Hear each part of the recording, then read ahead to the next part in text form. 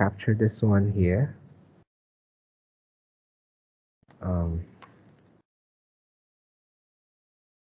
Let me save this one. Right.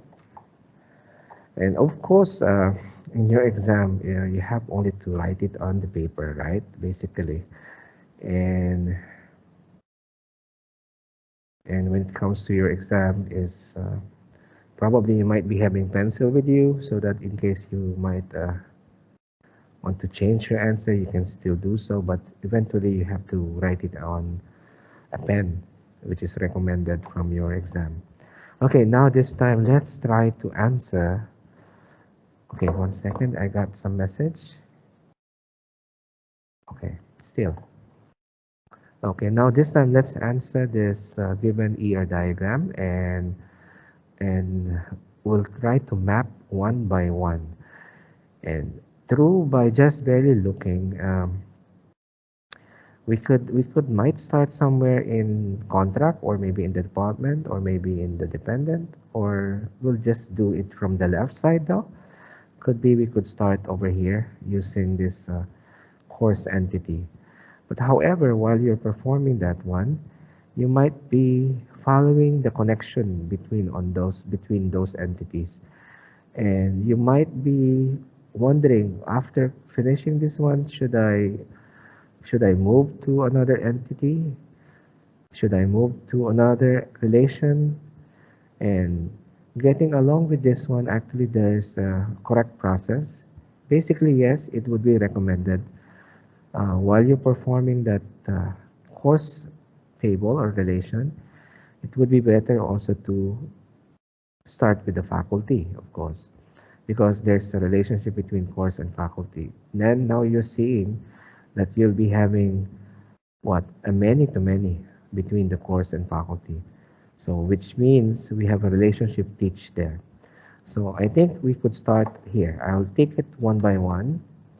I'll start with the regular expression, regular entity, which is the course, and we'll just work on this course underscore code and course underscore name.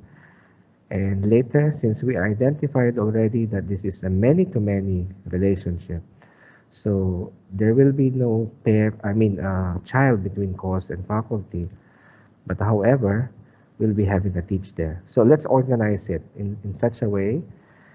You'll do the same thing in the exam, and from my side, it would be easy for me to mark it, right? So now I will start with the course. All right, I will write here course, and this is our first relation schema, right?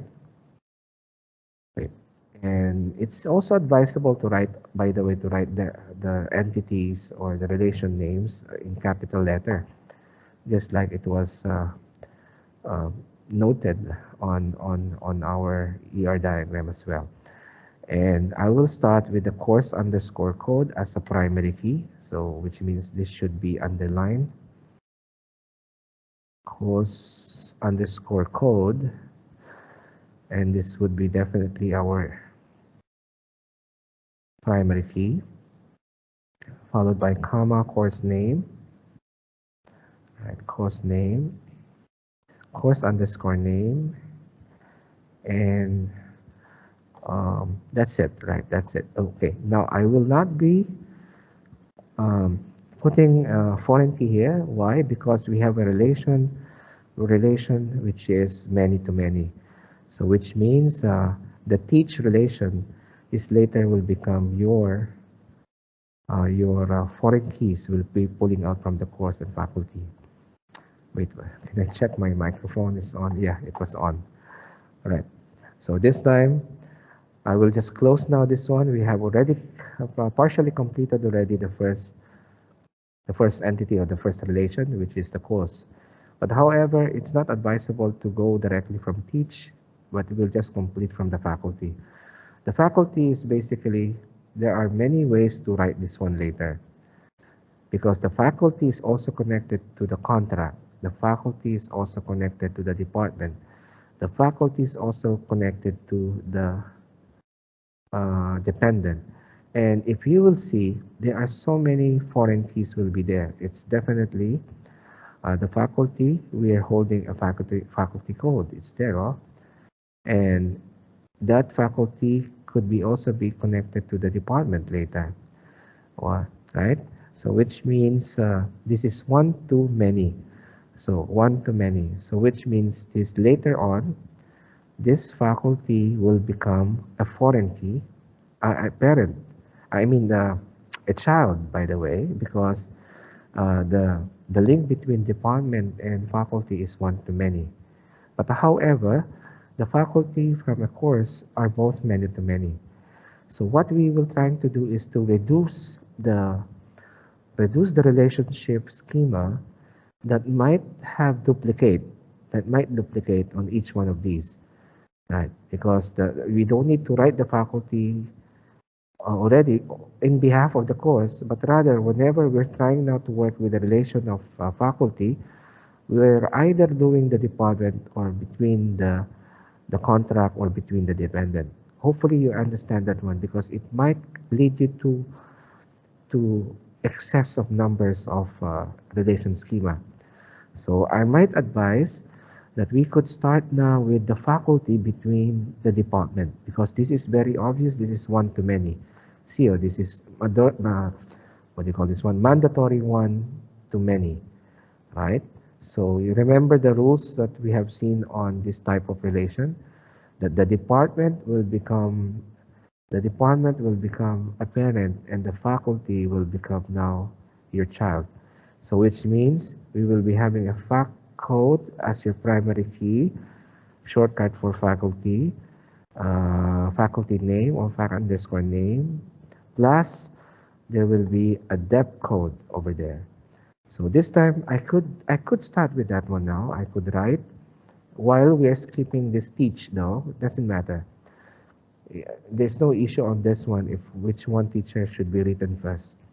So let me just write the faculty, right? Okay, faculty relation, and this time it's considered to be the child is considered to be a child if that is between the department, huh?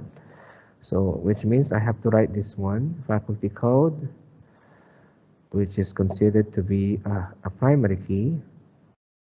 So I need to underline that one, right? Now I have to take this one so that I will not miss a thing. I will also write the faculty name. Okay, I will take that one, comma. Okay, okay. FAC name, and of course, I think there's only a couple of attributes in the faculty. And since this is a child, we are going to pull out the dep underscore code as the foreign key. But this time, this dep underscore code will be a foreign key. It should be underlined with a dash. Now, let me just pull out this one. Oh, no, it's okay. Def code, and this would be a foreign key because it is one or mandatory one to many. So this is a dash, huh? This underline. So pretty much on this side we have completed. Actually, I can now jump to department, but because basically we know that the department is it's a parent. I mean, yeah, it's a parent table, and I could start with the department and then include this primary key of dep code and dep name. All right. So this time I can write now the department. All right. So hopefully you do the same thing. You have to tick each one of the notation that you're seeing on the ER diagram so that you will not miss a thing. And however, writing them in this manner is definitely, it will be in any order basically. Maybe some of you will start with the contract, some of you will start on the dependent, but still that at the end your answer, all our answers should be the same. And okay, this is dep code. Okay, dep code will be a primary key. Okay, I'll just underline this one so that will identify that this is an identifier primary key, and the other one is the depth. Gosh, Dep dep name, right? All right, so dep name, right? Now, I think we're pretty much done on this side. But actually, if I really wanted to complete this relationship between course, faculty, and department, I could probably start with this relation, which is the teach, because this teach is considered to be coming from the course and faculty, which is many to many. Then how can we map this relations teach by pulling out the course code and faculty code as the foreign key plus the relation attribute, which is what? The AY and the SEM. So I could complete this one though, no issue, even though we haven't completed yet other entities or relation. So I could write here teach as well, or maybe course faculty, course underscore faculty. But maybe I might suggest just write it as teach. Okay, I will now put this one teach here. And then the most important are the primary keys for each one of these many to many. The course code, in any order though, as long as later we will underline them both. This is, okay, I'm making all capital letter. Course underscore code. Okay, and the other one is, what is that one? Faculty code, okay. Okay, now the most important part of writing this as a part of your schema of your teach, you have to put them both in underline. Yeah, because these are many to many. These are many to many. But don't miss this. The AY, academic year, and the semester, which is the set. Comma, AY, and these are the simple attributes. Okay, actually, these are relationship attributes or relation attributes within the teach and SEM. I think we're good now to this one, and I can close this parenthesis, and we almost complete this horizontal part here of the relationship. All right. Now, we still have, of course, pretty much couple of relation will be there, contract faculty or faculty dependent. Maybe we'll make the last one as dependent.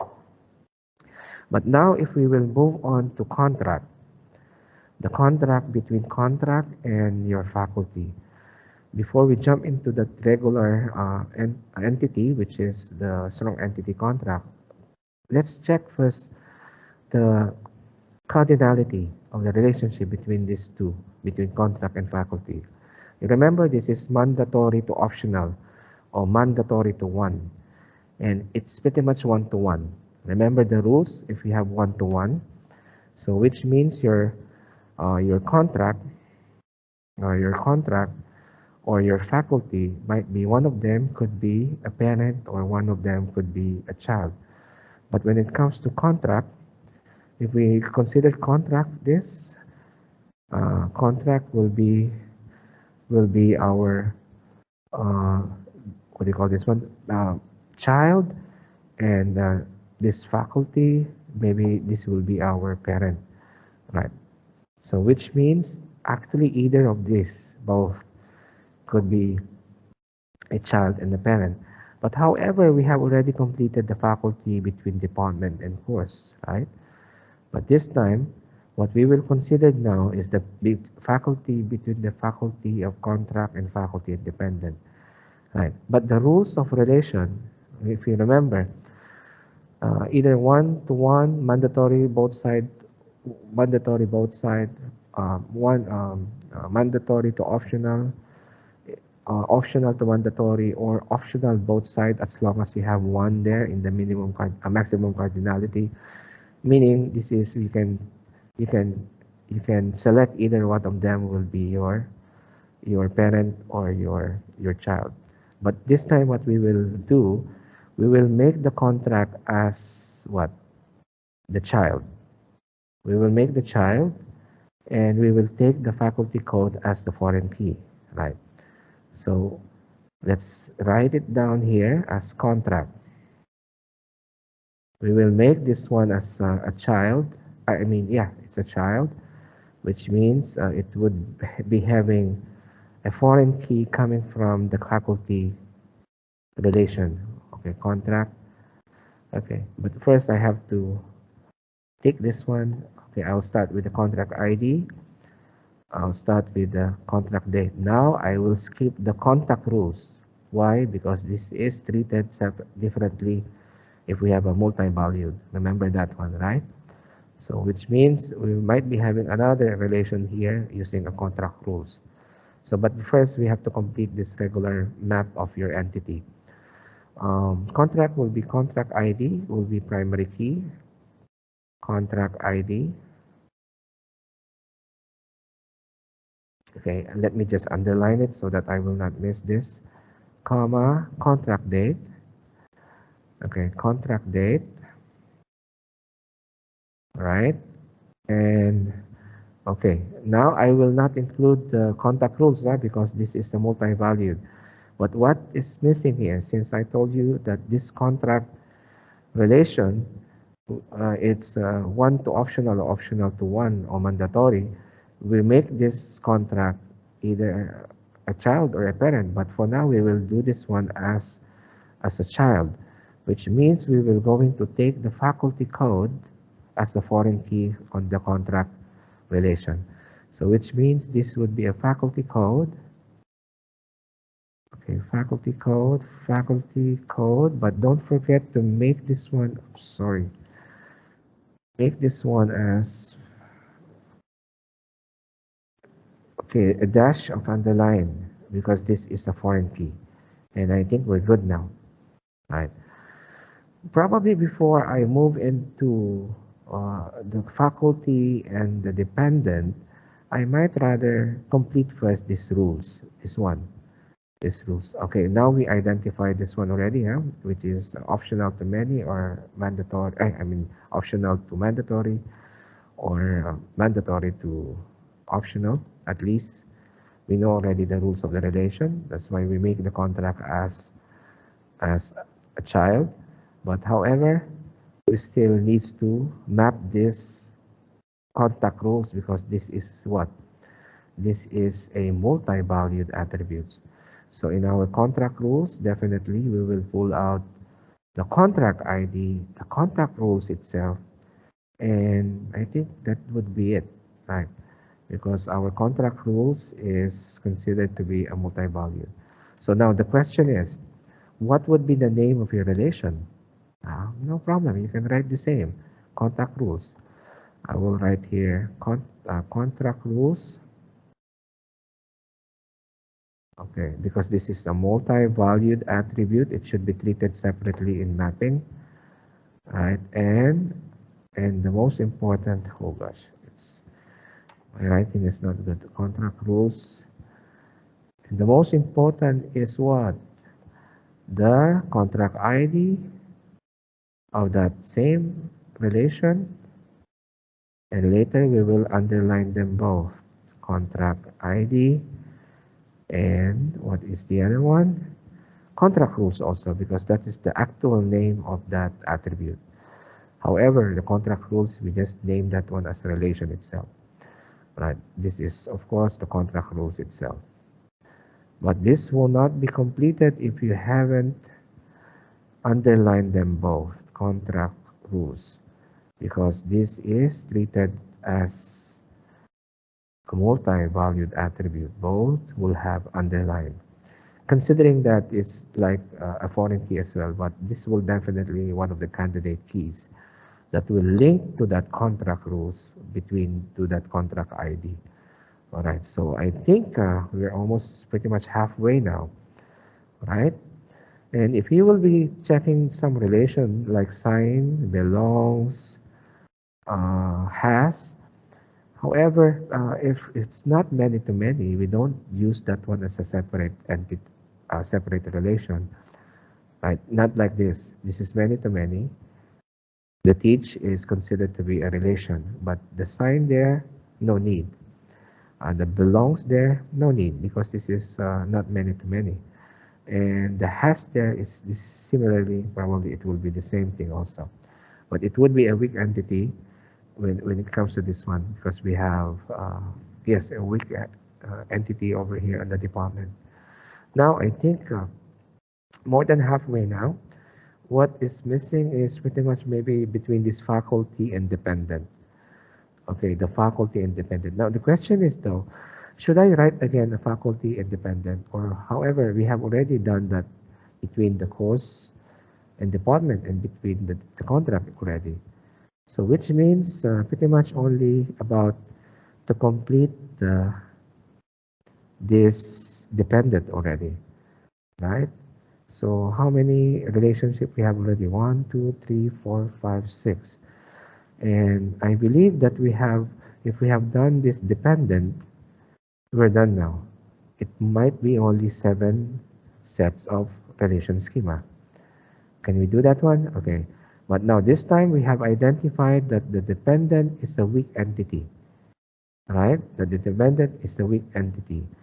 But however, the relationship here is mentioning mandatory to mandatory to optional or mandatory to many, or pretty much mandatory to many, or many to mandatory one or optional to one. So considering this is like what?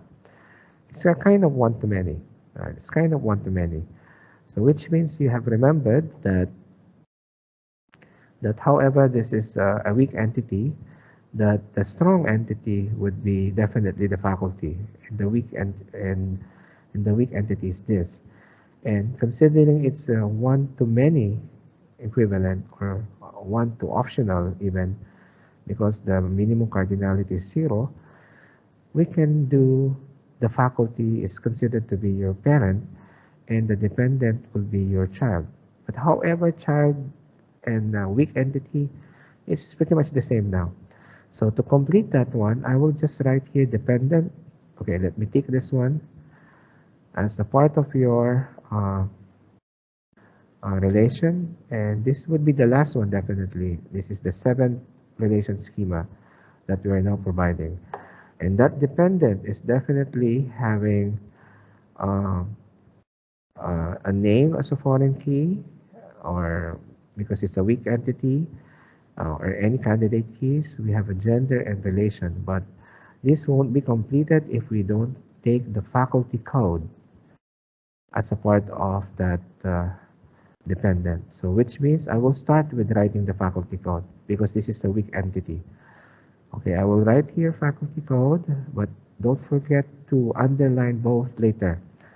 The faculty code, comma, and the name. I will write the name. So both should be underlined because they are all weak entity. Right. And plus, of course, gender attribute, which is simple, and relation attribute. All right, so I think we're pretty much good now. And if I will check, we all completely map the ER diagram. Can we check our answer if we are doing it correctly? Where is my PowerPoint? It's over here. Actually, from your book, there's already an answer. Let's see if I done it correctly. I'm afraid maybe, oh, they are wrong here. Maybe where's the final one? Okay, this one. Maybe teacher Hans will make a mistake and we'll see. Well, how can I do this one? Wait. Over here. Okay, let's start with the course. Okay, I think course, I'll mark it red if is it correct, okay? Oops, let me mark it. Right, so answer for the course relation is course code, course name, okay, pretty much correct. Next is, this is contract, but no problem because I jump into faculty. Let's find the contract first. The contract comes with contract ID, contract date, and faculty code as the foreign key. Yes, contract ID, contract date, and faculty code. But this one is, they don't use the what do you call that one? Dash. But anyhow, this is the correct one. It should be dash, okay? So this is correct. Okay, we have already a couple of relation schema correct. Okay, let's see this one. Contract rules, okay? Now, contract rules only comes with contract ID and contract rules. Both should be underlined. Where is my contract rules? Oh, this one. Oh, yes, correct. Contract rules, both should be underlined. Correct. Next is department. Okay, department comes with department code as a primary key and dep name. Where's my department? Oh, yeah, it's correct. Department comes with dep code as primary key and dep name. Right? Almost halfway now, we're getting correct answer. And then he followed faculty. Actually, if you haven't done in this order, it doesn't matter. Just like what I did, though. It's not even in order, right? But the most important, everything should be correct.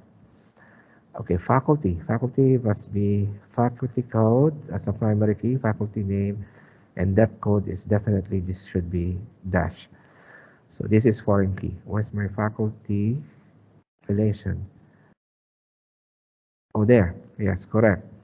Faculty code, faculty name, and dep code with a foreign key. All right. So after faculty, he did dependent.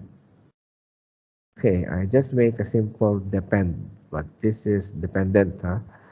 Let's see if I did it correctly as well. Faculty code and name are both underlined, relation and gender. I think it's the same as well. Yes. Right. And I think it's only one is now is teach, right? So you should have two underline attributes identifier there. One is ASEM, AY and SEM for simple attribute. And I think are correct. So there you go. So congratulations, you got 100% here. Correct. Right. So which means we have done it correctly, the mapping of your ER diagram. And I believe it's quite easy, no? Since you have already seen and I have guided you how to map them. By just barely saying this one is so complicated, how you're going to start. Now you see the approach. Not necessarily it should be in order, but rather it's in any order actually. It's up to you where you're going to exactly start. But you have seen so many rules needs to apply. You have to consider because some students might have the same answer, but they have excess number of relation schema. That's the big problem. What I mean to say, what excess?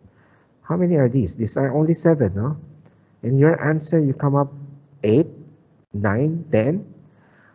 Okay, that might lead you to another deduction there if you have excess number of schema. I mean relation schema.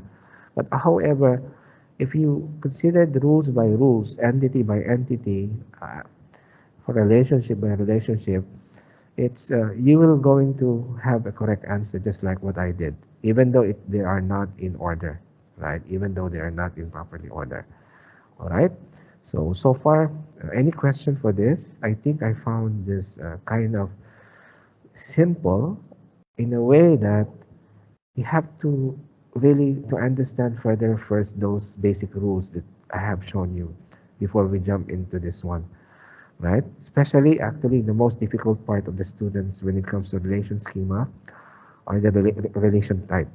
I know this is the relation type, right? So this might be a difficult part on the side of the student, but however, if you really understand what we have taken on those rules, it's actually it's so simple, it's so easy. You will see a pattern that even the most complex ERD, you can definitely done this very simple, this writing of the relation schema.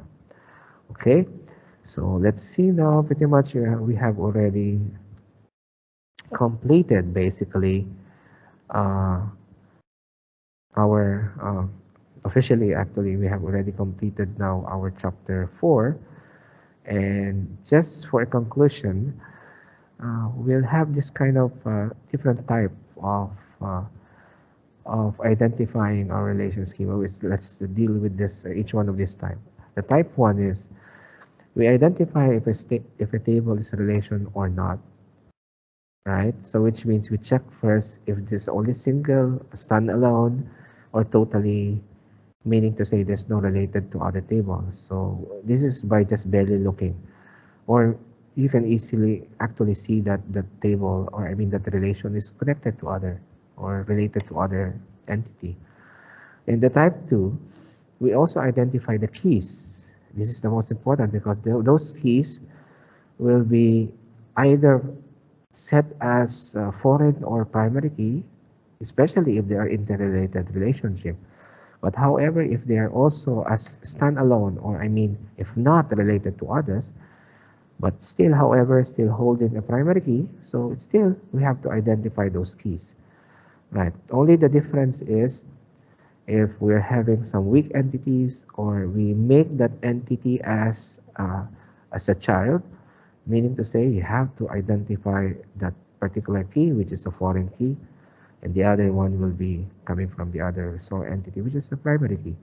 So which means underline or dash or double line, I mean double, including both the uh, relationship keys must be identified correctly. Next is type 3, identifying the integrity rules of violation. So basically, this is what we have done it separately on identifying the rules. Basically, your rules there is only intended if you are now correctly inserting your record on the table. But however, teacher, can I see it from the ER diagram? Um, yes, indeed, you can see, especially from the primary key. But however, when it comes to the size, the data type, you won't be seeing in the ER diagram. It will be in the actual table, okay? That identifying the rules violation. But at least the primary key and foreign key as a referential integrity constraint. So at least that one is, we identified already from the ER diagram. But the rest, like the data type size, the size, the length, you cannot see it there. It should be only in the actual table. Okay, the integrity, yes, because the primary key is there, but still not can be seen because we don't have a data on the ER diagram. But the referential, same also. It's all about identifying the violation within the given related relation on the specific table with populated records. Okay, this is what we have done on this chapter. So the type 4, we also identify the type of relationship. See, now it's very clear to us that uh, we only knew barely one-to-one, one-to-many, and many-to-many. That's it, right? You remember that one in chapter 2, right? Those notation with single line vertical, one-to-one, one-to-many, and many-to-many, or mandatory. It doesn't matter, but you have seen much more deeper expansion between one-to-one. It could be a one to optional, optional to one, optional to mandatory, optional to both sides, but it will still fall to one-to-one. And many to one or one to many, right? It could be also categorized as optional to many or many to optional, but still will fall as one to many. And the many to many, it could be also an optional many or many to optional or both side optional, but the cardinality maximum is many. So you see, many of these are been identified now in more detail when it comes to this chapter. So which means there are this given an interrelated relationship that should be considered also when it comes to mapping of your ER diagram into a relation schema. And the last is, of course, type 5 is what we're doing is basically we're transforming now. Right? This is what we have done. At the end of this chapter, what we basically do, we just transform the ER diagram into a relation schema. That's why our title is transformation. Right? So which means this is what we have learned on this chapter. So hopefully try to also to answer or maybe some practice some questions in your book so that you could fully really practice yourself and how to map a certain, or maybe you just take a random ER diagram on over the net and try to identify by yourself, right? Map it and complete the relation schema, just like what we had. This is a good example actually because every single rules that we have done, except for the violation, was already there. Because at the end of the day, once that you are now developing a software, you are still obliged to do this one. Especially my course project in BTech. They're having now a course project 1 in BTech, ITDB 414. This is what now I'm waiting for them. They have to design now their ER diagram based on their proposal they had made. So this is where exactly the developer or the designer of the database will start off once that we have already the ER diagram. Because the ER diagram is basically will represent your blueprint on the actual database that you're developing. We just transform that one into a relation schema, right, in a different form. So, but however, even this form can be revert back to the ER diagram. That can be done as well. If you just barely reading this one, analyzing the relation schema, you can revert it back. What do you mean I revert it back? You can draw this one out of that relation schema. So, but what we have done from ER diagram, we transform it into a relation schema. But technically, it's also possible. From this given relation schema, we can also design your ER diagram, right? So nothing is impossible now. So I believe we don't have any time now left just to have at least introduction on our chapter 5, which is the what they call this one, which is a normalization. But inshallah, however,